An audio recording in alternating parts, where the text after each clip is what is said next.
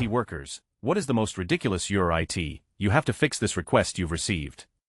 Story 1. Lady called to report her monitor wasn't working. After troubleshooting and asking her multiple times if everything was plugged in, she finally pipes up that the monitor doesn't have the light on.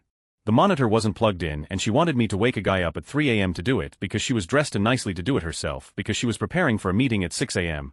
Told her to do it herself because I was not about to wake up the on-call for that. She complained to our director and he literally laughed at her and her reasoning for wanting the on-call sent out, and she is now banned from calling in.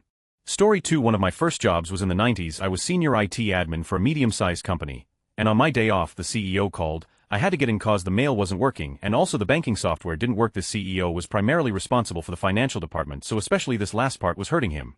When I came in, said CEO was really flaming, basically burning the entire IT department of 3 PPL as being incompetent, overpaid fuck-ups, and all the loss of business revenue should come out of our pockets, etc., etc. So during this lovely tirade I come in, and in a few seconds I realize we have a problem with the internet connection.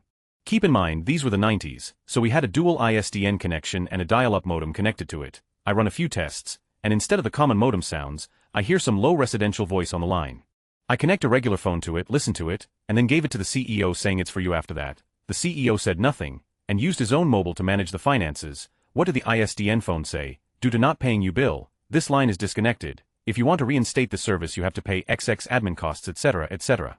I went home after that with a very big grin, and started looking for another job. Years ago I worked for a rather large ISP as a tech lead. A residential DSL customer called in demanding to speak to a supervisor because his internet was down and he was going to miss out on some multi-million-dollar deal if he couldn't get on the internet. He kept yelling at me throughout the call and demanded I fix it immediately. While troubleshooting the issue I could see that I couldn't reach the DSLAM his connection ran through. I advised him I would have to reach out to a dispatch center to have a tech go take a look at it. At some point he informed me that on his way home he saw that a vehicle had run off the road into one of our boxes and it had caught fire. He still said he was planning on suing our company if he wasn't able to be online to make this supposed deal of his. I passive-aggressively suggested he go to a Starbucks and wished him well with the lawsuit. Story 3. I work in web development maintenance. I got a call from a client who was absolutely livid when I told her that she could not take the hyperlink text from her web page, transfer it over to their print ad, and still have it function like a link. Story 4. I was asked to fix a cabinet once. I don't mean like a server rack or anything, I mean a literal wooden cabinet with shelves and stuff. Edit. I was once also asked to fix an old oscilloscope that was out of warranty. It was running embedded Windows, so I could at least sort of see their thought process on that one, but it was still a no. Story 5. Posted this before, but I was a remote tech and had a woman call me and wanted me to drive 6 hours to her facility to turn on her computer, because hitting the power button was not her job. Story 6. Our IT help desk, before it was renamed the support desk, eventually ended up keeping fluorescent tubes and whiteboard markers in stock, because people would send complaints to the CEO that we were refusing to help when we asked them to contact the office manager for these things. The flip side is that the CEO eventually created a new email address for people to send complaints directly to him. Very few people knew that this special CEO complaints email address actually got forwarded to the office manager. People have the capacity for such unimaginable greatness, and such hard-to-believe stupidity. I was personally once reported for sabotaging a specific secretary by refusing to fix her printer. It was printing garbage.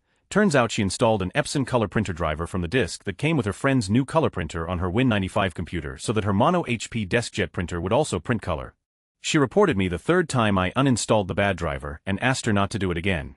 Story 7. I've somehow become the Apple guy at my work. We recently received a batch of brand new iPad Pros and within a week, I received a repair request due to a screen malfunctioning. Turns out by screen malfunctioning they meant completely destroyed, shattered, like it had been continuously hit with a hammer. Lady is giving vague explanations about what happened, talking about how it might have fallen off her desk, onto the carpeted floor, but apparently this is something I can fix. She needed it for a meeting that afternoon. I had to explain that this isn't something we can fix, that it'll need to go through Apple for a replacement device. Shocking news, apparently. Story 8. Get an email from a user one day. The numbers on my keyboard don't work. Alright, not a lot to go on, but probably easier to just give them a new keyboard. I look up the user to figure out where I need to go with a keyboard and see their past logins are only on a work laptop. Alright, better actually email them than just to confirm. All the other keys on the keyboard work, but not when you use the numbers on either the top row or on the pad to the right. 2 days later, 9 a.m. User responds, just the pad on the right. This is really annoying. Can you come take care of this quickly? Alright, you took your sweet time for that reply, but maybe you were out or busy. If it's just the number pad, probably has number lock turned off. I look up the model number, definitely has a number lock key, so I email back at 9:15 a.m. It could just be the number lock has turned off. There should be a key called number with a lock on it just above the number pad. Could you press that first then try to use the numbers and let me know the results? Next day user submits a ticket, numbers on keyboard don't work. Frustrated at this point, I send another email. Is this concerning the issue with the number pad? Were you able to try the number lock key, and if so, how did that turn out? 2 days later, user sends a new email directly to me and CCs the CEO of our 10,000 employee company. Email says I've been trying to have this issue resolved for over a week now. Can somebody please come fix my laptop? The keyboard does not work. I just stare at my screen for a minute. Who is this person? System says they are just a CSR. Do they know the CEO? Have I really done anything wrong here? After the initial shock and self-doubt, I realize I'm totally fine and this guy has got to be the biggest moron in the world. So I walk over to my boss's office and let him know the situation. He's just as dumbfounded when I mention the CCing the CEO part. Says he'll look into it, but for now just go down and fix the issue. So I walk over to this guy's station and he looks like he's 18. He tells me the same things I already knew from the emails. I lean over him, open a notepad, press a couple keys, and as I suspect, everything works fine, but the number pad is moving the cursor around. Press the number lock key and then type again, numbers appearing. I just deadpan the guy, need anything else? And he of course doesn't understand and just says no, but I can't believe it took you guys a week to figure that out. Knowing nothing good comes from this, I just say have a good one and leave, get back to my office. Boss is laughing his off as I tell him what happened. He follows up with an email to the guy's supervisor, CCing their manager and myself as well, basically retelling the story in full. Last I heard, the manager chewed out the supervisor and the supervisor chewed out the CSR. Damned if I know if an idiot that thick learned anything though. Story 9. I was working as a developer at a Navy contract. One morning, a Navy captain walked up to my desk. "You're Roman." "Yes, sir. How can I help you? I got a virus in my email, so I forwarded it to you." But why?" "Well, I didn't want it in my inbox, but was it supposed to go to somebody else? You could have deleted it or notified the IT guys across the hall who deal with that type of stuff." "Sir, well, you're IT, right, Sai?" Story 10. Got a call to remove a plug on a radio and push the wire through a small vent in the cabinet because the wire was unsightly. I did this while 15 executives watched. None of them knew how to change a plug, and had never even seen the inside of one, but because it had a wire it was IT's responsibility. Story 11. I'll start. One time somebody at a company asked me, "Why isn't the microwave working? You're in IT after all. Fix it." I thought they were joking, but after a bit of deliberation, they were either serious or very committed to the role. Story 12. Old story. Back in the early 90s, all of Alaska's comm was via satellite. We would get notices from our providers when a solar storm was going to slow down our throughput. I went upstairs to our finance and accounting chief to tell her the nightly processes might be late due to the storm. Her response was, "I just fix it." Never let her forget that she saw me as a god. Story 13. I'm not IT, but I have to support our product for 1-week intervals periodically. The worst call went like this: answers phone. "Hi, company name off hour support. Can I help you? IDS not working." Okay, what's not working?" "It doesn't work at all." "Okay, what are you trying to do?" "When it errors, it just crashes when I try to use it." I wound up needing to walk her through every single step, from opening our website, logging into the portal, which icon they click, opening Citrix, the utility they use within our program, etc., just to determine where the problem was occurring. Story 14. Back in my very early career, I had this customer named Mr. Windsor. He was this grumpy older guy and everything was an emergency, and he was always yelling about some IT issue he was having. The most memorable is he called us livid over some site he was getting a forbidden error on.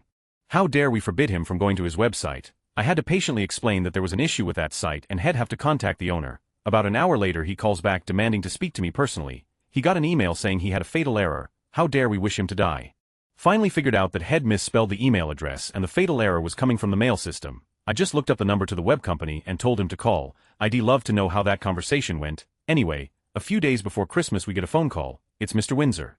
He is slurring his words and clearly been drinking something festive. He called to apologize for being a miserable old duffer and thank us for being patient. Back to his usual miserable self after Christmas, of course. Interesting character. Story 15. Previous IT for a US-based online bank. The sheer amount of calls regarding unsupported devices or user error that customers considered my fault were staggering. We had to accept and troubleshoot every call regardless, and would guess at most 15 of calls ended up being an actual tech issue rather than PEBCAC problem exists between chair and keyboard. My favorite though was a man cursing up a storm that he was taking his business elsewhere. He was traveling and his mobile device did not allow access to our site. He had also apparently bought at least 5 that the previous rep had failed to make work phones from a street vendor before calling tech. He refused to allow me to go over the basics, like OS and providers, and kept saying just do your job. After at least half an hour, but probably longer, I finally was allowed to start with the basic steps. One of the first questions was OS and provider, all of which were 10 years out of date or were names unfamiliar to me, and my list of supported devices frustrated. This man complained about where he was stuck unable to access his online bank. I don't remember the exact location, but I do remember my sadistic glee. This man was vacationing in an OFAC sanctioned country. Basically he was vacationing somewhere like Korea or the RFC that the US has issued sanctions against, and our policy did not allow his card or online access in that country. His response: "I don't care, fix it." Thankfully, after another half hour of me explaining I could not change security policy or the fact he was in a blocked country, he escalated to my supervisor, which made it no longer my problem. Story 16. A couple simple ones. I got called in to repair a broken printer. The guy was pretty livid as he was trying to print in a hurry. Turns out it ran out of paper. Even worse, I had my boss lose his on me that his computer didn't work and made the comment that nothing ever works around here, hinting that I failed at my job. I went into his office and found that he didn't turn it on. I pushed the power button and all I got was an "Oh, IT support has to be one of the worst jobs, stupid people, and anytime something like a mouse battery dies you're a POS." Story 17. Not necessarily an IT worker but a computer scientist. A lot of people get those confused, but one time I was at my sister's house and she needed help getting her printer connected, so she asked me, "You know how to do this, help me," and I tried to do it because it was a simple Google search to fix this, but she's breathing down my neck because I'm not getting this solved at the speed she wants me to get it done.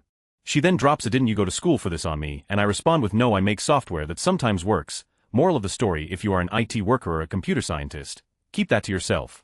Story 18. My favorite is when our internet service goes out. Usually when this happens, there is a fiber or cable line down or our ISP is doing general maintenance. I try to explain to baby boomer coworkers that my responsibility ends outside of our local area network and it's our ISP's duty to repair whatever is causing the outage. No matter how many times I try to explain, they don't listen. It's my fault and I'm a lazy piece of do-nothing and the reason they can't get their precious internet and email. Story 19. I had a doctor ask me why the state's death certificate database didn't work for him over the weekend.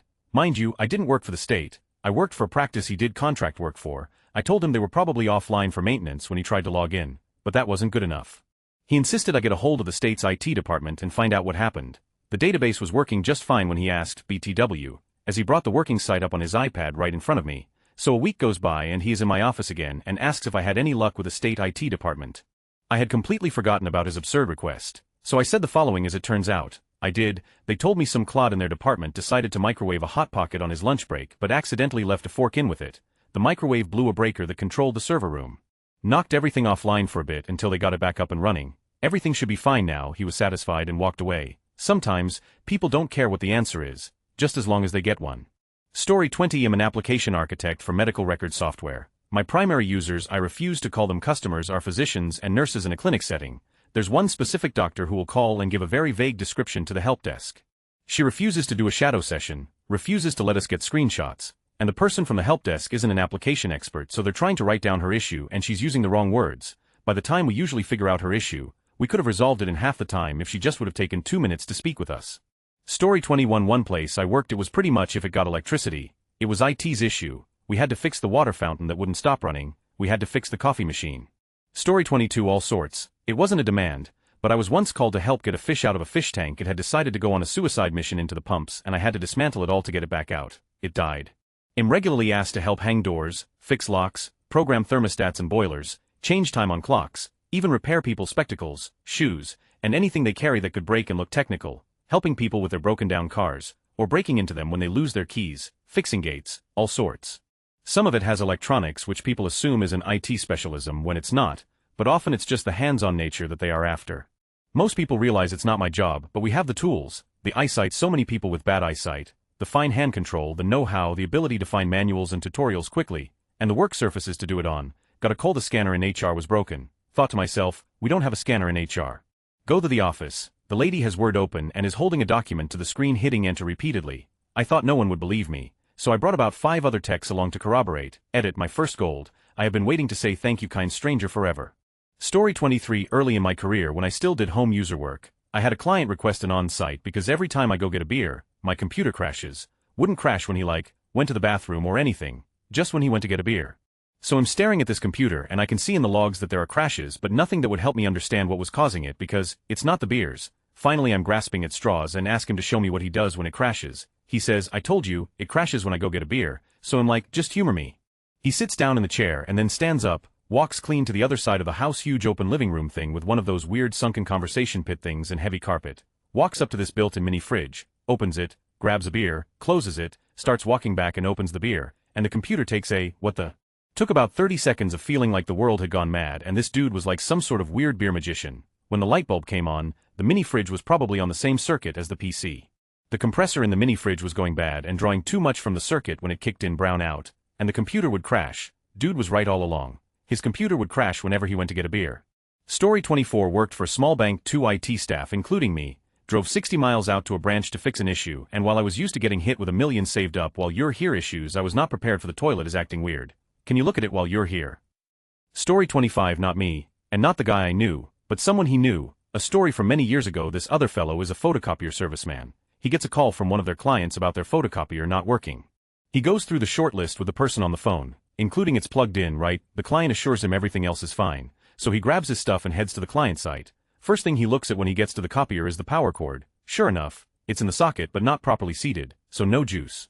So with the client there, he stands over the copier in the right spot, lays his hands on the top of the copier, and begins chanting. As he reaches the crescendo, out of sight of the client, he lifts his leg up and kicks the plug into the socket fully, and the copier comes to life. On the worksheet, in the area where he's supposed to describe what actions he took, he simply writes "I healed IT" and has the client sign in. Story 26. I'm not an IT worker, but this would happen when I was in school. We used laptops in school on some occasions, and the person's account who would use a laptop the previous lesson would still be logged on. My teacher would really make the IT guy working in the school walk to our class and log accounts on and off, because the kids were too stupid to know that all you had to do was log off the previous person's account. Story 27. I work in the networking department as a support technician. I had a lady yelling at me and telling me our network service is totally. After calming her down, I found out that her TV is showing a blue screen and won't switch channels. The Wi-Fi is working more than fine on her phone and her kid's Xbox as he is playing an online game while we were talking. I was expected to fix her old TV as it was a network problem. Story 28. Work in networks and used to share an office with people who just basically took situation reports. So when they were out of the office for lunch or called in sick, we'd answer their phones and take notes for when they got back out next shift came in. So our guy calls out one night and I take a call that some generator somewhere went out. Okay, cool, write it in the log and pass it on for the next shift. Then boss ends up questioning me on what I did about the generator. Like, what do you expect me to do? Ping it? Would you like me to get its MAC address? It literally has nothing to do with my job. Story 29. Everyone thinks I know how to get a printer from 1980 to work on Windows 10. Fellow churchgoers, family members, but I love this old matrix printer. I want to keep it. Okay, everyone, I know it's possible, but is it worth the effort when the person can buy a printer for 50? For the love of all that is holy, stop spending time on figuring out how to do this. Story 30. Assigned to help workers in the field use some new mapping software. Every field crew member has to be able to log into the laptops in the trucks even if they do not use it. Login is by fingerprint scanner. WTF. I find this guy and tell him to show me he can log in. He says I am a laborer so I will never use it. Doesn't matter, my job is to check the box, so he tries to log in and it will not recognize his fingerprint. I ask him if they got a fingerprint on file for him. I meant during the training session where he was set up to log in. He says yes. None of his fingers work and he says well, they got them all. I log in and pull up the fingerprint scanner reads for him and he's not registered at all. I set it up to the record to print for him and tell him to go ahead. The guy looks at the laptop for a second and then carefully rolls his finger on the touchpad. Okay, so what were you in for? Assault. Story 31. My dad used to work in software development. One of his coworkers had to call IT because his computer wasn't turning on. Turns out his power strip was plugged into itself. He never lived that one down. Story 32. I worked help desk back in the 90s. I got a call once. Me, hello, help desk, how can I help you? Then my monitor is on fire, what should I do? Me, get the away from it and get an extinguisher. Them, okay. I thought there was some way you could maybe fix it. Me, I don't have a FING put out monitor fire button on my desk. In a prior position, I worked as a shift lead that oversaw the Tier 1 troubleshooting team for the Pacific for the DoD's military network infrastructure. We got a ticket, which we are required to investigate regardless, that a user was not able to connect their mobile device to wireless. Strange. This sounds like an end-to-end user issue and we don't troubleshoot wireless. Turns out the user was some woman at a Starbucks on a base in Georgia or somewhere like that, could not connect to the Wi-Fi at Starbucks. So she had Googled military internet and through a series search refinements ended up with the help desk number. I politely told her she'd have to talk to the Starbucks and that we dealt with military services and military customers, not as precise a term I should have used, and she gave me an earful about how she was a military spouse and she is on base and her husband was captain. So I didn't waste any more time, so I gave the phone to my battle captain, a big black actual captain, and he told her, bitch please, unless this is for NIPR or SIPR or you're a tactical mission, this isn't for you. Is you a tactical mission? He then told us to cancel the ticket. Story 33. Not IT, but I'm a huge computer nerd in a computer illiterate family. We have a family computer on our living room for everyone, and my sister decided to download a bunch of useless programs and viruses. Then the computer began to run really slow. What a surprise. My mother told me to fix it since I was the computer expert. After a quick analysis, I told her that I needed to remove all the junk my sister downloaded. She called my lil sis and told her everything. Lil sis is an entitled kid. Sis made a huge tantrum about removing her programs. Then mother told me to remove something else instead of her programs. I argued that that was the only way to get the computer running. Then she claimed that she knew better than me cause she's older and wiser. I smugly said fine, you deal with this. Fast forward a couple of weeks. The computer crashed and won't work. I got a used laptop for myself. They demand me to help them fix the computer since I know a lot about computers. I told them to ask my mother since she's older and wiser. TLDR, just because you're older, that doesn't make you smarter. Always listen to a computer expert.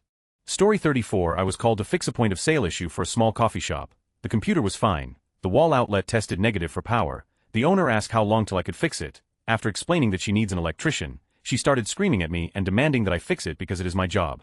After weeks of receiving phone calls from her screaming and vulgar emails being sent, we came by, took the computer system back and cancelled her contract. Story 35 got requested to install those under desk keyboard trays for all the employees in a department a few years back. Had a good laugh and told them where to find the power drill. Story 36 I had a lady who brought her laptop in for a simple software repair. I fixed it and get it back to her. She calls me directly 2 days later and is absolutely irate that her camera isn't working. I explained to her that I never touched her camera, but if she wanted to come back and I would gladly take a look. She didn't want that. Even though my location is all walk up and no remote support, she absolutely wanted me to remote in and figure it out because it was working before I worked on it. I put her on hold, and as I was looking up her machine name I remembered she had electrical tape over her camera, so I picked up the phone and said I seem to recall tape over the camera. Is that still there? She promptly hung up. Story 37 This isn't the most ridiculous call I have ever got, but the dumbest that I had to go into work for after hours. Got called at midnight because our only PC started beeping, so I turned it off and now it won't come back on. This is for our life flight operators, so seemingly important. Tried to get them to troubleshoot with me over the phone but got told this is an issue for someone with a computer science degree, and since I don't have one, you need to come and fix it. All I could get out of them was that it was still beeping when she tried to turn it on, and no, I won't try again because it has gave me a headache listening to it.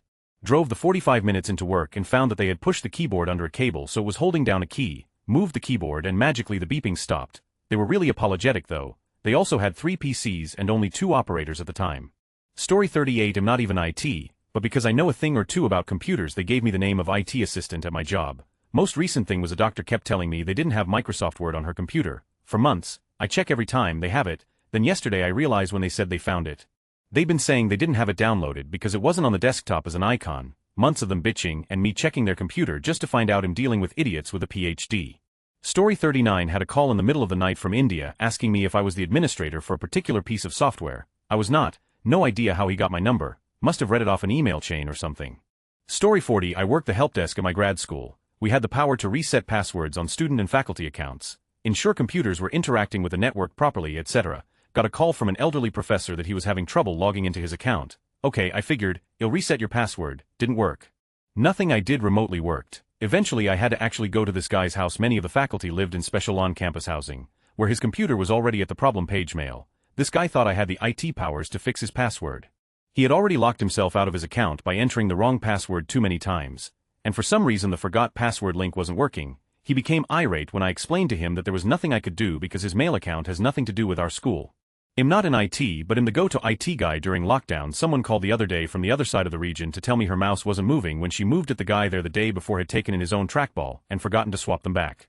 Story 41 Ridiculous funny, not ridiculous annoying. I used to do in-home TV installation for a big box electronics chain. Get assigned a ticket to install a TV for a customer who has purchased it for his mother, just the sweetest old African-American woman. So I go remove her CRT from 1992, install the TV, get her familiar with the remote, enjoy the snacks she keeps offering, get a sign-off and head out. Start to finish the best kind of job. The next day, I get a call from her saying that there's something wrong with the TV. Me, well, what's going on? Her, everybody looks black. Me, I'm sorry, what do you mean by that? Her, all the white people look black, and all the black people look like Wesley Snipes. I lost it. I had to mute the line. I was laughing so hard. Eventually I composed myself and agreed to come out and take a look. Turns out she had been using the brightness setting to turn the volume down. I still laugh when I think about it. I hope she's doing well. Story 42 One CEO called in and said my cup holder is broken, can you get me another one? He used the CD tray as a cup holder. 2 Internet was down throughout the country due to bandwidth cable getting cut during a heavy storm. So you're IT.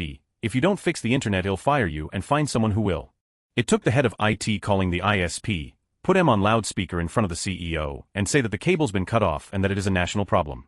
Story 43 This one is a bit wholesoak but will be buried. We had a customer calling us how to proceed with an incident with hardware we manage. The TV and computer mounted to the back of it fell off a wall about 8 feet high and slammed into the tile during the night when the store was closed, so they sent us camera footage.